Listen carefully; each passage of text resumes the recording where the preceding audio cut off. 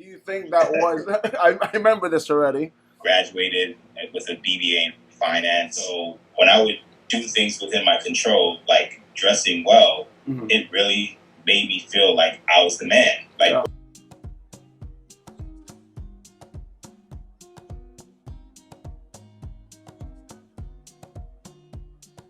Hey everyone, this is Gil Supergar back again with another video. Let me just pull out a frame here. Today, very special day, I interviewed one of my old high school friends, Dalton of Suitabull. Great company, great guy. He is on a mission to make sure you dress well, feel well, and perform well. So without further ado, this is the video. I would appreciate a like on the video and support Suitabull. Thank you. So let's just, I'm just going to run maybe 10 questions. Like, obviously, I know how you were in high school. Throughout high school, you didn't follow the trend. Your pants weren't sagging. You were always properly dressed. Do you think that was, I remember this already. Do you think that was was it built into you to dress proper, to be proper, for their appearance to be really good all the time? Yeah, man. I mean, my dad was really the one who drilled this into me. You know, always keep your shirt in the pants. I mean, of course, all the time. Figured out a way to, rock my shirts outside of my pants because, I felt like as a kid, I just kind of, some ways I wanted to stand out, but some ways I wanted to fit in too. So with him, he was always big on presentation. And then, one of the things, like, and you know me since junior high school. So probably around the time when I started to come out of my shell. So before then, I was really reserved, really quiet. But like as I transitioned from junior high to high school, like I really started to take pride in the way that I looked and dressed. Right. And that alone helped to boost my confidence and like transform me as a person.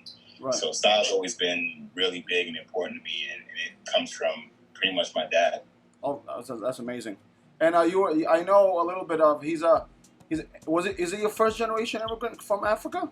Yeah. Amazing. Yeah. So he's the first one here. Me and my sister were the first ones born here. Wow. So yeah, man. Your father. Well, I kind of understand. I guess being an immigrant myself, there's a particular standard that most immigrants, I guess, have on dress, on work ethic. There's just, I don't know what it is. It's a bit different for me. Like like I see some of my American counterparts were born here. Parents were raised here. My parents were very, very strict, like super, they're super, super strict. I don't know if it's an immigrant thing, but let's dive into a little bit of how was it after school? Where did you go? The career path you took? I kind of know about it, but I want everyone to know as well.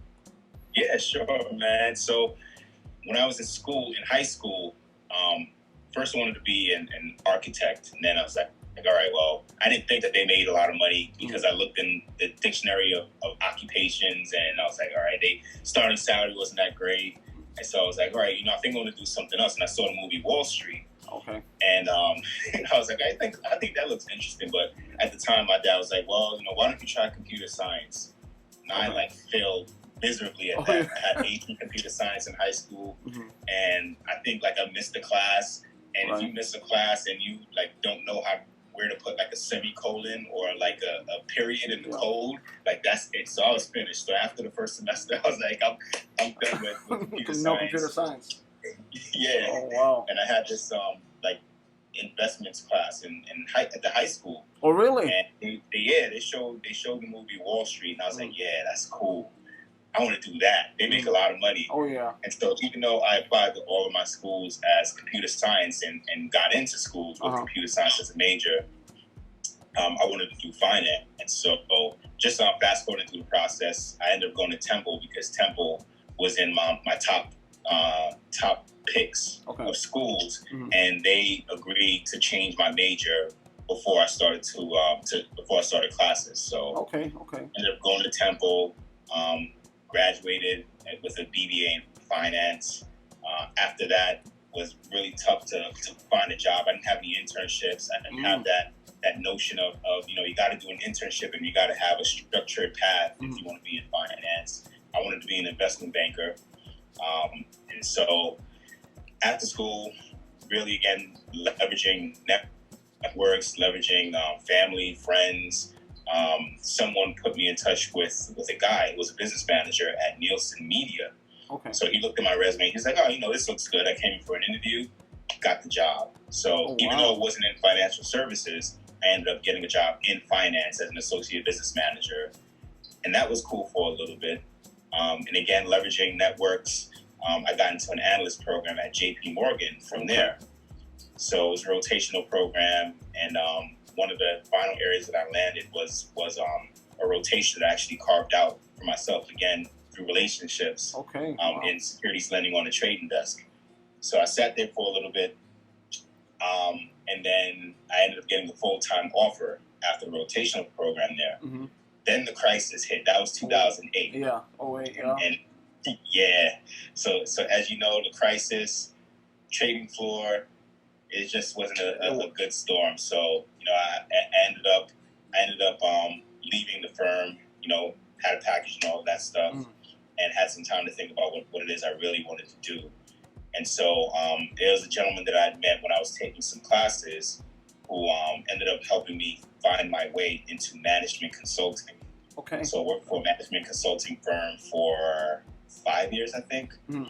And what management consulting pretty much is companies hire your firm to solve their issues. So a couple of projects that I worked on was actually at JP Morgan after I left there. One of them was that they had some systems that they wanted to integrate, so I had to go in and write the business requirements of what the old system did and what the capabilities of the new system that they wanted to convert to are, and then have a plan of how they were going to meet in the middle of how to bolster up the system. So that, among a lot of other projects of what I worked on for different clients. And then, following there, I had an old mentor from the JP Morgan days, actually when I was on assignment there, that asked me about coming back and helping her to build out her team. She said, I really need an ace to come help me do that. And so I agreed to come help her do it, and still here. Wow, that's very intriguing, especially from where we come from, the neighborhoods we come from. It's really really admirable that you really came up and then actually did something with your life, because I know too many stories of guys who are still in the streets, unfortunately. Unfortunately, even some friends that we probably knew and grew up with, they're still in the streets. So I'm really I'm always happy to see somebody from our neighborhoods come up and do something. Being successful within their own right and stuff like that. That's really good. Thank you for sharing that with me. Moving into Suitabull, I know with Wall Street and the bull there, is that where the name came out of, or where the origin? And then, why don't you explain the name and then the origination, the thought, and then the process of before launching Suitabull? Nice. So the 9 to 5 is okay. It's cool. It pays the bills, but this is what really gets me smiling, man. Okay. And you're absolutely right to make that connection with the Wall Street Bull. So every time I would go to work, I would wear something similar to this, a blazer and a shirt or a suit with no tie. Mm-hmm. And people would always tell me how good I look. Hey, you should really, do something with that. And so I thought about it, and I sat back one day just thinking about what my calling in life is. And one of my callings that I really feel in my heart is to uplift and motivate people. Right. Like, you see, I'm always bigging you up. I'm always bigging other people up because I genuinely like to see people win in life. Like, it takes nothing away from me to encourage somebody else. Yeah. So I feel like style was a natural way to be able to do that. So in thinking about the name, I'm going to think about what was, suitable for people to wear and, how people could look. Right. And then I thought about the bull part, the Wall Street Bull, and that's how it kind of came together. So it's where Wall Street and Fashion Ave meet, and that's pretty much the main premise of it. That's amazing. So, yeah. Thank you, man. No, I really appreciate when you shout me out. It's a bit just like it. Starting a business, getting it off the ground is not easy. It's not easy. It's consistent. Not at all. Like, if there were more, I tell people all the time, if there were more hours in the day, I would love for it to happen, because I would try to consume as much as I can, aside from doing you know what it is when it's grinding and hustling and things like that. But I like the fact that you are like why don't you make the correlation, because I know this, but some people don't. Some people don't make the correlation of dressing good, feeling good equals performing well, like performing really good because of the mindset, the state of mind and things like that. Why don't you dive into that? And because I know that goes heavy into, you know, how you dress, and basically how you dress correlates directly to how you feel. And why don't you, you know, dive into that a little bit? Sure, man. So I'll approach that from like two different ways. One being, again, taking the example of my transition from like junior high to high school. Like, again, that self-confidence thing has to come from within. And so when I would do things within my control, like dressing well, it really made me feel like I was the man. Like, regardless of whoever my friends were, regardless of the attention I got, I felt that I looked great. And, you know, I just always wanted to feel that feeling. And so, you know, as time progressed, I would more so focus on the way that I looked for myself. And then naturally, people would respond positively because not only was I dressing good and that appealing to the eye, but the way I carried myself changed. So that's kind of the precursor. Fast forward to now, there are days where, you know, I don't even want to get out of bed and like go to work. I feel you. I mean, prior to this COVID thing, because I'm still working from home. But and it's like, all right, you know, let me get up, and then I start to put on the slacks and then the shirt and then the blazer. I'm like, all right, I feel a little bit better now. Let's go. I definitely feel you on that, because like it's really hard for me to leave the house not properly dressed. You know, I can't. It's really hard for me to just because it's just one of those things where, you know, perception is a lot. You know, in life, how people perceive you, how people like basically even with networking, you never know who you're gonna meet out in the road. You just don't. You know, you never know, and sometimes in you know, you don't want to be superficial, but sometimes people will not even take a glance at you based on like, yo, my man's pants is down to his legs, dude. What's wrong with this dude? Or you know, you know what I'm saying? Why does this little guy look bummy? Like, this guy can't be an investor, man. This guy can't be whatever. But I noticed when, and I tested myself, like even back in the Philippines, when I dress better, people move out the way a bit more. They're more like, okay, this guy's something's up with this guy. And the people that will approach me will naturally tell me like, hey man, like you look familiar. Well, you know, what do you do in town or whatever. Because I live in a small town, so everybody kind of understands. You know, they know each other to a degree. So for me, those connections are made sometimes based on your appearance. You know, but you just took it to the next level. So you just took it to the next level. So let's get into a little bit of the hardships, like for other entrepreneurs who don't necessarily want to do a clothing or styling or consulting business, just the general hardships of starting a business, and what you faced in how long has Suitabull been open for? Like under a year? Suitabull's been open for 3 years. Oh, 3 years. Well, okay, wow. Yeah. But I started offering services about a year ago. Okay, yeah, that's right. That's when you start popping up in my feeds and everything like that.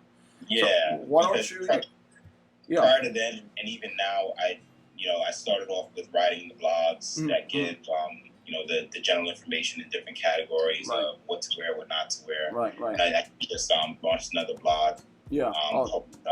Last night about fashion faux pas. Yeah. I saw that with the one with bang, with what's the name? John Witherspoon.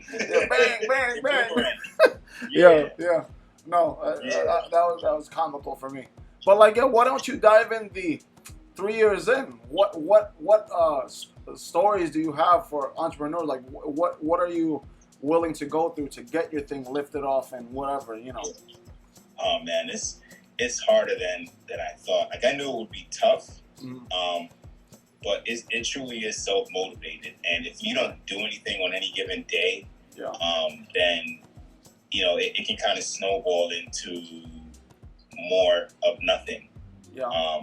And so it's got to be a grind, and there are going to be some parts of it that, you know, people don't like. Like for me personally, I love the art side of it, working with people. But the business end, and strange enough, even though I'm a finance guy or a business guy, I don't enjoy the business end of it. I just want to do what I got to do. Right, but in order to sustain the business, I have to take care of the business part. Of course. You know, I have to do the marketing part, and all of that stuff.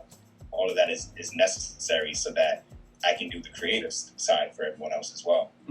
So that part of it is hard, and then kind of juxtaposed to that is the consistency piece. And you know, I follow a couple of people on Instagram that post like daily motivational quotes, and one of them speaks to consistency being one of the key attributes of a successful business. Right. Not necessarily that this person is the best in their space, but because they're consistent, they thrive.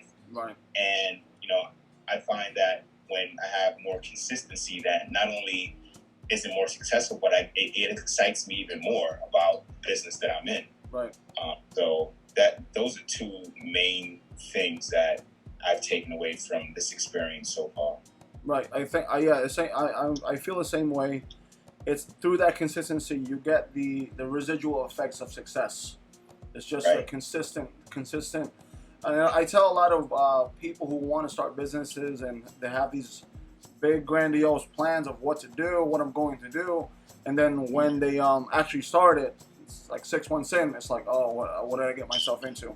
Because a lot of people don't realize you're gonna have those days when you're alone, like what the hell did I get myself into? And even me, like, you know, I've had a few companies go under, my wife and I, because it just wasn't the right timing or whatever. There've been times where I had to sit down like, oh man, what the hell, dude? You're like, oh, I'm about to go bankrupt, man. This is a situation right here. But you know. Yeah. So products and services wise, what I know the 7-minute free promo you're doing right now, the consultation. Outside of that, let's dive into that. Like, what are you offering now? Like let's preface this way. What are your main clients looking for from you?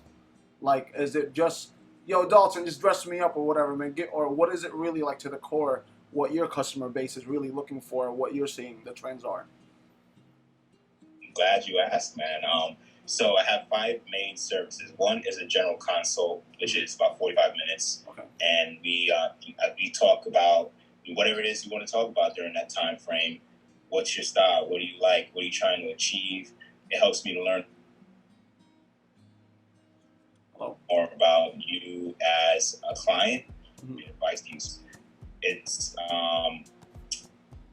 and actually it's kind of the 7 minutes of style with Suitabull is kind of a microcosm of that. The time frame, I'm getting to know people a little bit and what their likes are. Ask me any question under the sun.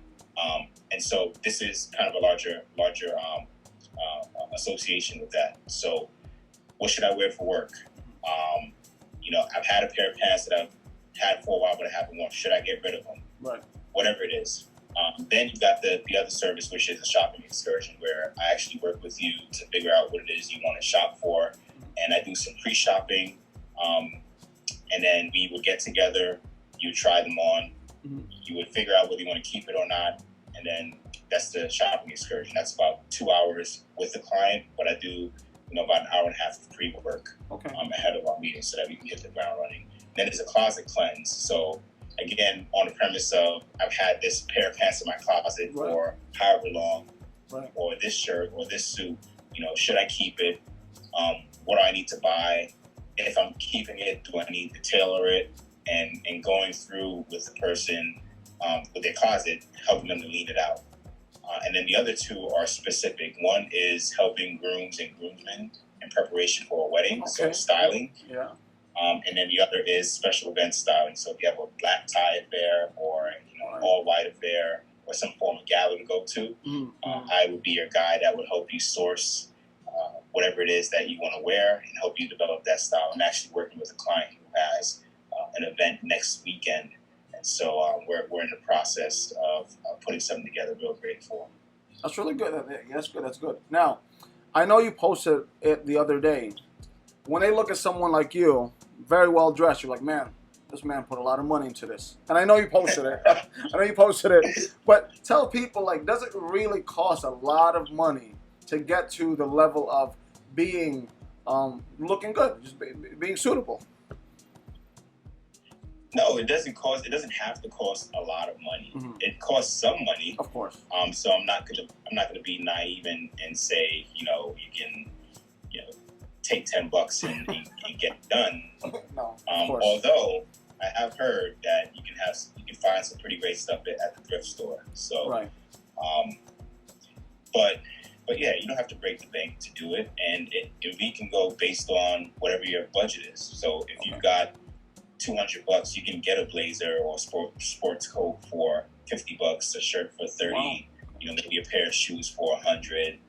A belt for $20, a pocket square for $10, and we can develop a look for you that can start to build out your style. But I think one of the most important things are getting things that are getting pieces of clothing that are transferable. Mm. So not something that's going to be a one-time wear necessarily. So that gray suit, getting those staples together in your closet, and so yeah, you don't have to break the bank in order to look good. Well, that's really good, because that's pretty much you're telling me that the services of Suitabull can cater to many financial budgets. Now you could be a guy that works at Target but wants to go out for the weekend but wants to look awesome, or you can be the working working professional that stays consistent over time. Man, this guy is sharp. My man is sharp. Right. Yeah, which is really good. Thanks. I once had a client that told me I have no budget. Oh my God. So really? I went crazy. I looked at Hugo Boss. I looked at Gucci. I looked at Louboutin. Yeah, so it varies, Yeah. And then there's folks that want to keep it within a reasonable budget. So. But like you said, I mean, clothes. It's not like a one time throwaway type of thing. Anyway, once you accumulate, and then you have a plethora of choices after a while. If you're staying consistent in that sort of system where it's like, every paycheck I'm gonna get a nice blazer or a decent whatever. But yeah. Right. So let's close it out with I'll because what I'll do in this section, I'm gonna blow your face up onto the video, and then you just do your promo as far as inviting everyone to your website or whatever, and then do your thing. Close it out for me, man. Nice. So appreciate this time with you, Gil. It's been a pleasure talking to you and catching up. In terms of final thoughts and words, I would say that don't let anyone else define who you are for you. I would say build the confidence in yourself, define who you are for you, and what other people think of you will not matter as much. And so, not to say that you shouldn't operate in this world not considering other people's thoughts, but at the same time, don't let them dictate how you move about in life. And that all kind of pulls together the whole theme of looking good and feeling good. So you feel good about yourself. And I think that attitude will naturally, permeate into others around you. In terms of the business, we're at www.suitabull.com. Again, we provide 5 core competencies of services: general consultations, shopping excursions, closet cleanse, special events, and if you're getting married, I'll work with you as a groom. And you can be reached at 516-447-0487. And check us out every month. We drop a new blog to help you with your styling needs. So thank you. Amazing. Thank you so much, Dalton. I really appreciate it.